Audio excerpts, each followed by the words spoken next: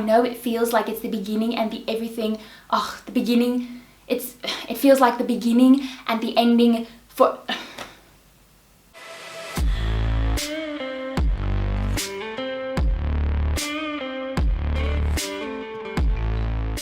Hello my lovey, I hope that you are doing so well. So I am so excited for the next couple of weeks because I'm taking on 3 different topics that are very related to one another, and it is all about emotional, physical and spiritual boundaries in your romantic relationships. In today's video, we are going to talk about emotional boundaries in your relationships. So before we start this video, I just quickly wanted to say, yes, I am in a long-term relationship with my boyfriend Niku, who I love very, very much. No, I am not married. I am simply going to give you guys advice based on my experience, what worked for us, what didn't work for us. So by no means are we this perfect couple that does everything correct all the time. In fact, I think we messed up more times than we'd like to admit. We are just a couple of imperfect people trying to glorify God through our relationship. Boundaries are there for your protection, and they are extremely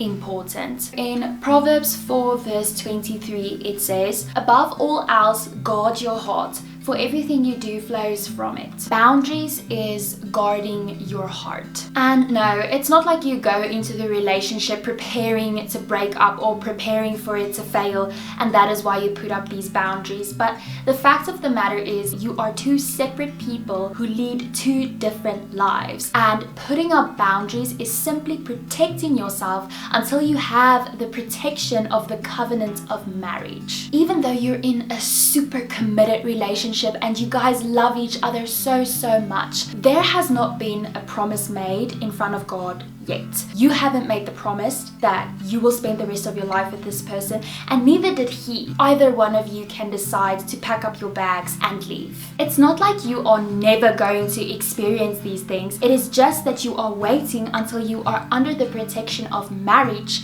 to give yourself fully to this person. This is just for the dating period. This is not what your relationship is going to look like for the rest of your life, because honestly, that would suck.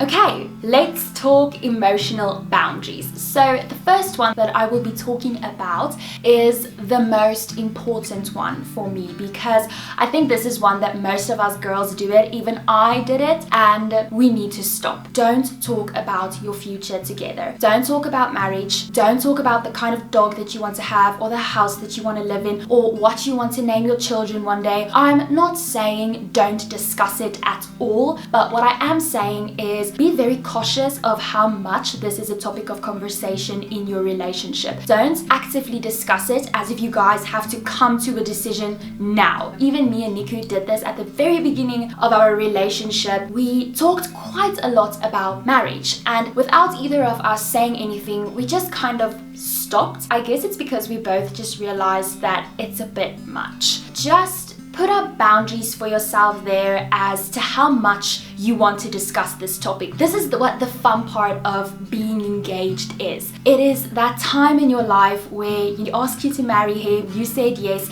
and now you get to discuss your life together. You get to discuss where you want to live, and your dogs, and your wedding dress, and the cake. And again, this is absolutely just for your protection. It is your heart's deepest desires. This is your goals in life. This is your dreams. And sharing this with a person is a very intimate thing. You are giving away a piece of your heart to a person who hasn't made any commitment to you whatsoever. Number 2, don't become emotionally dependent on your boyfriend. He cannot be your source of happiness. He cannot be your source of confidence. He cannot be your source of peace. You already have to feel confident because of your relationship with God. You should already be at peace because of your relationship with God. You should already feel beautiful because of your relationship with God. If your boyfriend tells you, "Oh my gosh, babes, you look so beautiful today," your response should be this: "Oh, thanks, babe. God created me, so I know I'm beautiful." Your response shouldn't be, "Oh my gosh, I'm so beautiful because my boyfriend says I'm beautiful. Oh wow, he makes me so happy." Your identity shouldn't lie in what your boyfriend's opinion is of you. Even if he doesn't tell you that you're pretty or gorgeous, you should know that. You should not depend on him to make you feel that or to know that. Number 3, time for your family and friends, time for yourself, time for God, and time for your boyfriend. All of your emotional energy can absolutely not go into one person. Relationships these days are basically two people that are completely obsessed with each other. They cannot do anything without each other. If this one goes out without this one, then this one is mad. If this one wants to have a boys' night, then this one is mad. You are allowed to do things on your own. You are still two separate people with two different lives. In fact, I would encourage it that you do things without each other on a weekly basis, even on a daily basis. He needs his guy friends and you need your girlfriends. Never cancel plans with friends for your boyfriend. I know it's a hard thing to do because you love the person. You want to spend time with this person. Don't just throw everything down and tell your friends, sorry, I can't come anymore, and then you go and hang out with him. Even if you decided, I'm just gonna chill,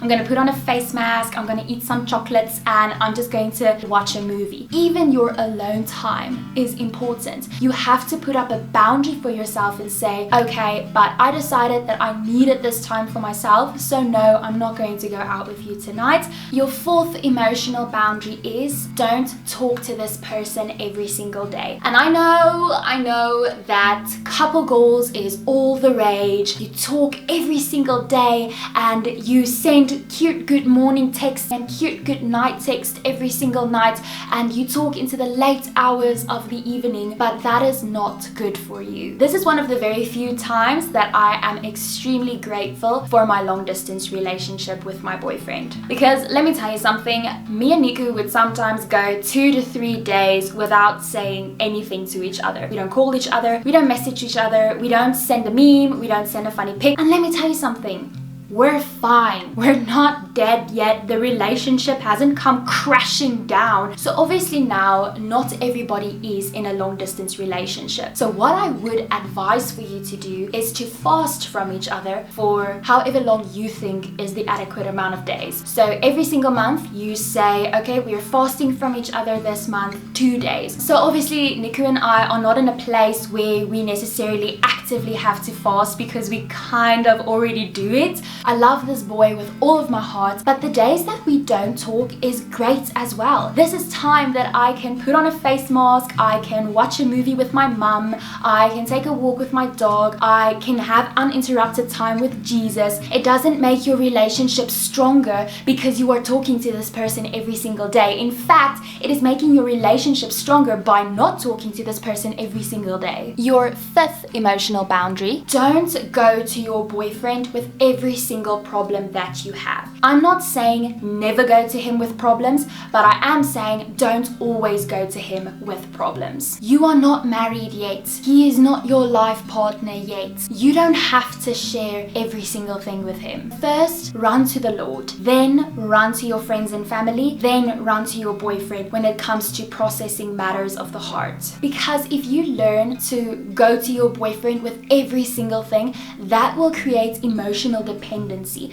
Emotional dependency that is supposed to be there when you are married. Emotional dependency that is not supposed to be there when you are only dating. Your 6th emotional boundary, don't let the relationship consume you. Don't live for this guy. Don't live for the moment that he texts you. Don't live for the moment that he is calling you. Don't live for your coffee dates. Don't live for the next moment that you see him. Don't check your phones 50 times an hour just in case he texts you. Don't go out with friends but spend half of the night on your phone. We're busy talking to your boyfriend. Have a life. Life doesn't begin and end with your relationship. You need to hang out with friends. You need to have time on your own. You need to study. You need to pray. You need a life outside of your relationship. Number 7 of your emotional boundaries is don't plan your entire life around this guy. He can leave.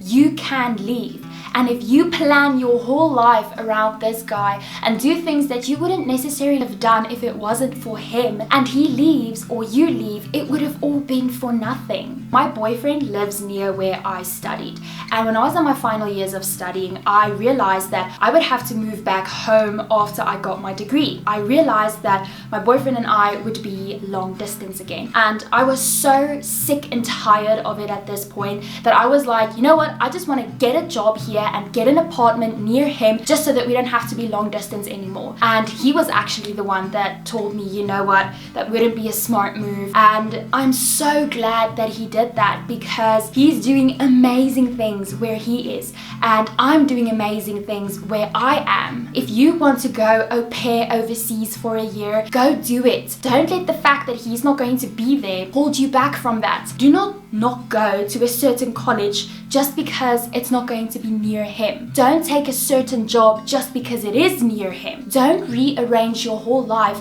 for this relationship. Don't make life decisions as if you're already married. You are going to give up certain parts of your life that you are never going to be able to get back. So that is my story for today. For the next 2 weeks, I'm going to do a spiritual boundaries as well as a physical boundaries video. So please watch those. I'm going to do my typical shout out again. If you like this video, please give it a huge thumbs up. If you don't like this video, please give it a thumbs down. Let me know what I can do better. Please go subscribe to all of my social medias, my Instagram, Pinterest, Facebook. You guys know the drill. I love you guys very much. Thank you for watching my video, and I hope you have a great day. Thanks, guys.